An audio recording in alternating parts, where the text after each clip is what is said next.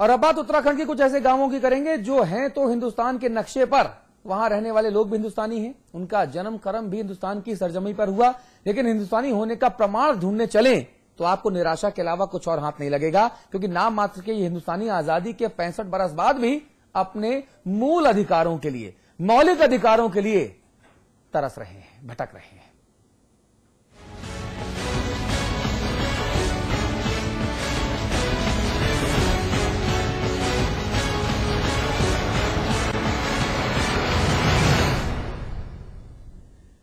वो इसी मुल्क के वासी हैं, उन्होंने इसी मुल्क की धरती पर जन्म लिया है, लेकिन वो आजादी के 65 वर्षों बाद भी मौलिक अधिकारों से महरूम हैं, तब जबकि वो अपने कर्तव्यों का निर्वहन पूरी ईमानदारी से कर रहे हैं। देखिए कि उत्तराखंड का वो कौन सा गांव है और वो कौन लोग हैं।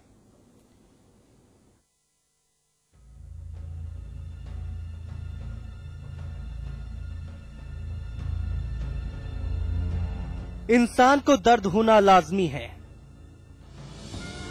लेकिन अपने ही मुल्क में पराये की तरह जीने के दर्द से बड़ा शायद ही कोई दर्द हो, कि तासीर वही समझ सकता है जिसने इस दर्द को जिया हो।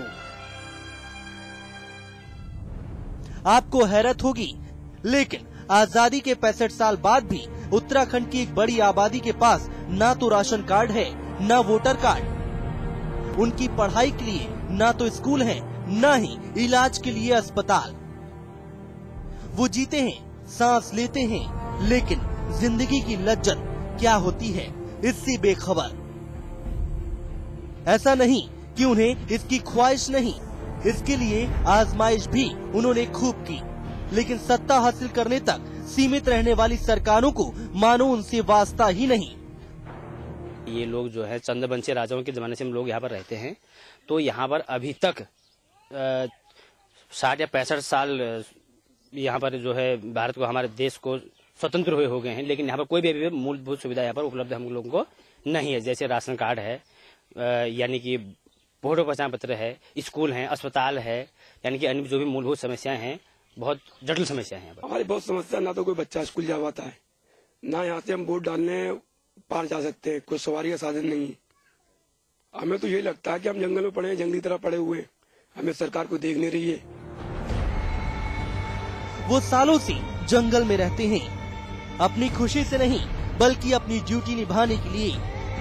वो लगातार करीब 300 सालों से अपनी ड्यूटी पर मुस्तैदी से डटे रहे, जंगलों में खाक छानते रहे, इंसानों से कम पेड़ पत्तों और जानवरों के बीच कुछ इस कदर की सत्ता के केंद्र से आने वाली सुविधाओं की रोशनी भी उन्हें जंगली मानकर आगे बढ़ जाती है। हम इतनी दूर रह रहे हैं, हमारे पास ना तो कोई सुविधा योजना, ठीक है, कोई सुविधा की ऐसी योजना नहीं, कोई मास्टर नहीं। अगर किसी को गुंजाइश है 5-7 घर मिलकर तो एक उर्दू का मास्टर रख लेते हैं हम। उसके बाद अगर वो भी आ गया, ठीक है, 2 महीना 4 महीना वो रुकता है, उसके बाद वो भी चला जाता है। बुजुर्गों से यहाँ पर रहे हुए हैं, हमारे बुजुर्ग कहते हैं कि चंद लोगों से यहाँ पे कैसे सुनते आए हैं, और उस समय ये कहते थे कि जो भी ये हम यहाँ पर हैं, ये बनवानी इसलिए बैठा रखा हम, जो भी जंगल में काम होगा इनसे हमको मदद मिलेगी। ये हम करते भी थे, कहीं जंगल में आग लग गया, कुछ हो गया, उसको मदद करना होगा, ये हम काम करते थे, करते आए भी हैं।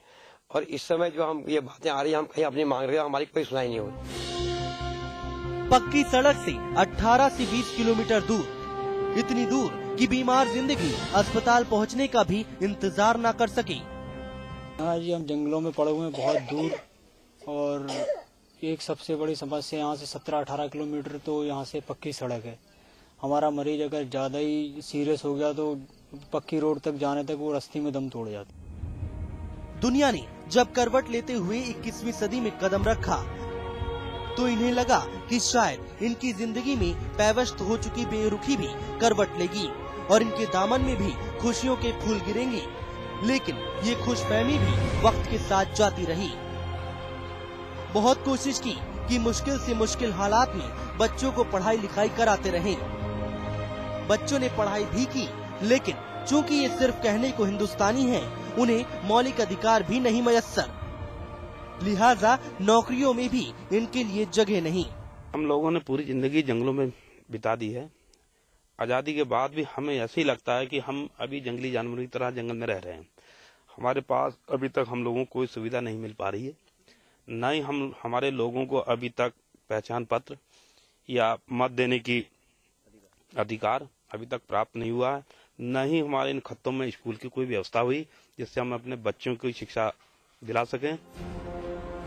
सरकारें आती हैं, जाती हैं, फिर नए लोग सत्ता में आ जाते हैं, लेकिन चंद राजाओं के शासनकाल से ही जंगलों और वन कर्मियों की हिफाजत के लिए तैनात किए गए इन लोगों को अपनी जमीन का मालिकाना हक तक नहीं। फिर भी तुर्रा ये है कि ये आजाद हैं और सकुचाते ही सही ये भी इसकी पुष्टि कर देते हैं।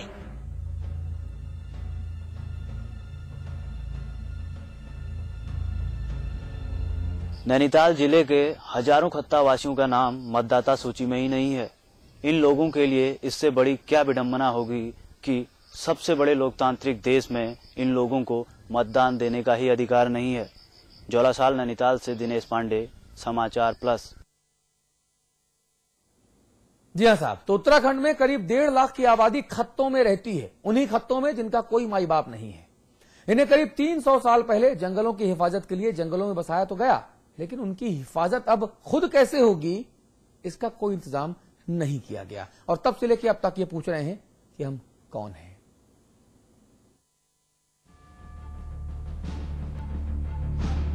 उत्तराखंड में करीब 100 वन ग्राम हैं, जिनकी आबादी 1.5 लाख के आसपास है। नैनीताल में कुल 65 खत्ते और वन ग्राम हैं, जिनकी आबादी करीब 1,20,000 है।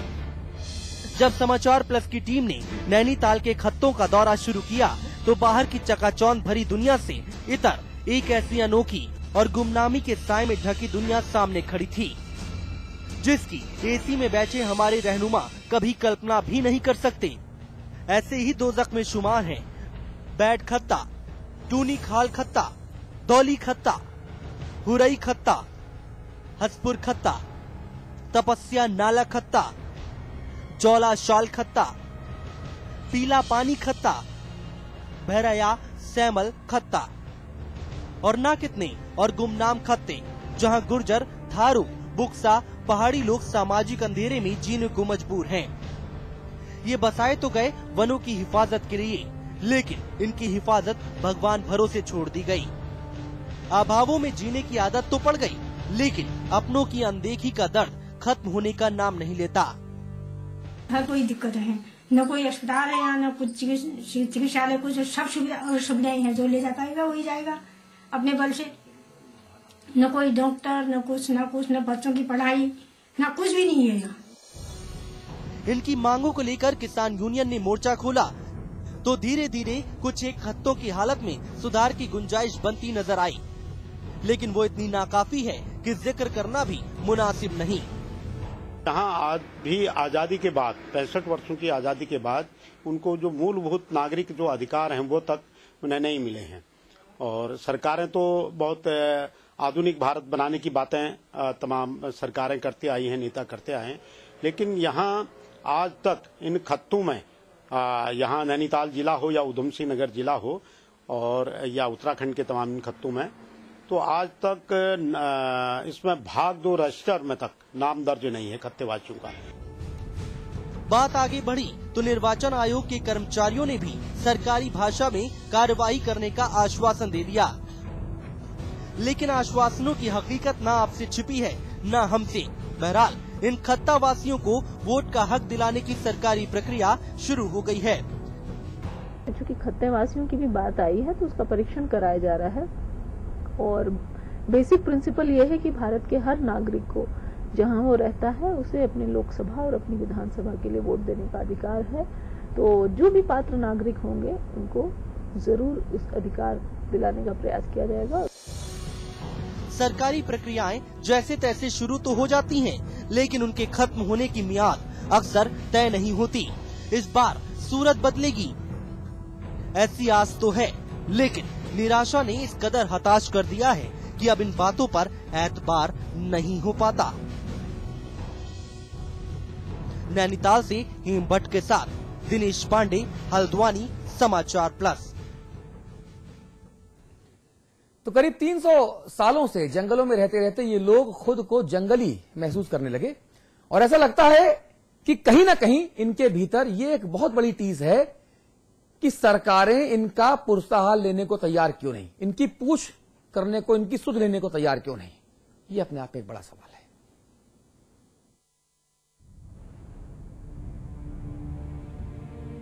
शहरों से मीलों दूर घने जंगलों में बसे इन गांवों में जाने पर ऐसा लगता है कि विकास के सूरज ने कभी इधर का रुख किया ही नहीं।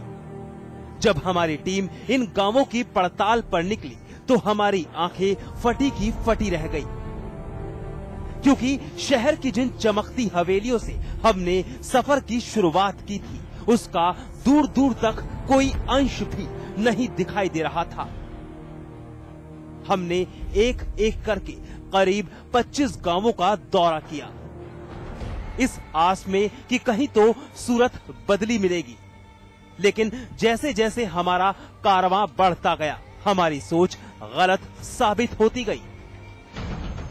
ऐसा लग रहा था कि मानो हम किसी फिल्मी दुनिया में पहुंच गए हैं, जिसका जमीनी वजूद तो है लेकिन उसे कोई मानने को तैयार नहीं, ना सरकारें ना ही प्रशासन। लिहाजा गुमनामी के साए में जिए जा रहे हैं। हाल ही में एक फिल्म आई थी जिसमें एक ऐसा गांव है जो देश के नक्शे पर कहीं नहीं दिखता। तुम्हारे गांव का नाम क्या है? पगलापुर। मैं यहाँ हमारे गांव के पानी की समस्या लेकर आया हूँ। हम यहाँ समस्या सुनने बैठे हैं। आपका गांव शायद एमपी में होगा, आपका गांव राजस्थान में होगा। जिसके बाद गांव के लोग अपने गांव को दुनिया की नजर में लाने के लिए तरह तरह की जुगत भिड़ाते हैं। पगलापुर को गुमनामी से निकालकर नक्शे पर डालना ही होगा, लेकिन ऐसे नहीं, दिमाग लड़ाकर। What do you mean, Agastya? दिमाग लड़ाकर, by fighting। क्योंकि सवाल उनके वजूद का था। लगता है सरकारें इसी ताक में बैठी हैं कि खामोशी से सरकार और प्रशासन की बेरुखी झेलते आ रहे इन गांवों के लोग भी या तो ड्रामे का सहारा ले या फिर बगावत का, क्योंकि सवाल यहाँ भी इनके अस्तित्व का ही है। क्योंकि ये खुद को जिस देश का रहवासी बताते हैं जहाँ इन्होंने जन्म लिया, उस मुल्क में इन्हें वोट डालने का भी हक नहीं। आज़ादी के 65 साल बाद भी हंसपुर खत्ता वासियों को आज़ादी के मायने नहीं पता। सरकार से दी जाने वाली सुख सुविधाएं तो दूर, यहाँ के लोगों के पास अपना मौलिक अधिकार तक नहीं है। ऐसे सूबे में विकास के बड़े बड़े दावे करने वाले नेता और मंत्रियों की हकीकत यहाँ आकर पता चलती है। नैनीताल हंसपुर खत्ता से दिनेश पांडे, समाचार प्लस। और हम उत्तराखंड के नंबर 1 चैनल होने के नाते माननीय मुख्यमंत्री विजय बहुगुणा जी से ये अपील करेंगे कि कम से कम 300 साल पुराना अभिशाप झेल रहे इन कई हजार लोगों को अब तो आपके कर कमलों से राहत मिलनी ही चाहिए। अमिताभ जी, संपादकीय टिप्पणी। देखिए, मैं ये कहूंगा कि इस तरह के दृश्य जब भी हम देश के किसी भी इलाके से देखते हैं तो एक बड़ा ही स्वाभाविक सी पहली प्रतिक्रिया होती है कि नहीं, ये रोशनी में नहाई जो प्रगति है ये बेमानी हो जाती है। ये दो हिस्सों में समाज को बांट देती है, देश को बांट देती है, सूबे को बांट देती है। एक सा विकास नहीं हुआ। मुश्किल ये है, एक तरफ लोगों को वोट देने का राइट नहीं, अस्पताल नहीं, स्कूल नहीं, ट्रांसपोर्टेशन नहीं, कोई कम्युनिकेशन सेटअप नहीं, और करीब 1.5 लाख की आबादी इस तरह से जी रही है। छोटा सा सूबा, वहां के लिए इतनी आबादी बहुत मायने रखती है। और अभी तक 12 बरस तक किसी ने उनकी ओर ध्यान नहीं दिया। पहले समझ में आता था एक बहुत बड़े राज्य का हिस्सा था वो, लेकिन अब तो खुद मुख्तारी मिली 12 साल से। उस खुद मुख्तारी में भी ये नहीं हुआ कि कम से कम इस इलाके के लोगों के जीवन को विकास की मैं कहूं फ्लड लाइट न सही, एक मोमबत्ती तो जला दीजिए वहां उनकी जिंदगी में। बिल्कुल सही बात है, और ये होना चाहिए, जल्दी होना चाहिए, और तभी ये माना जाएगा कि जो सरकार जो दावे करती है कि वो जनहित की सरकार है, जन जन की सरकार है, तो फिर इन जनों को आप उपेक्षित क्यों छोड़े हुए हैं, ये समझना होगा। तो समाचार प्लस के इस विशेष बुलेटिन में भी इतना ही, लेकिन आपके अपने चैनल समाचार प्लस पर खबरों का सिलसिला लगातार जारी है। नमस्कार।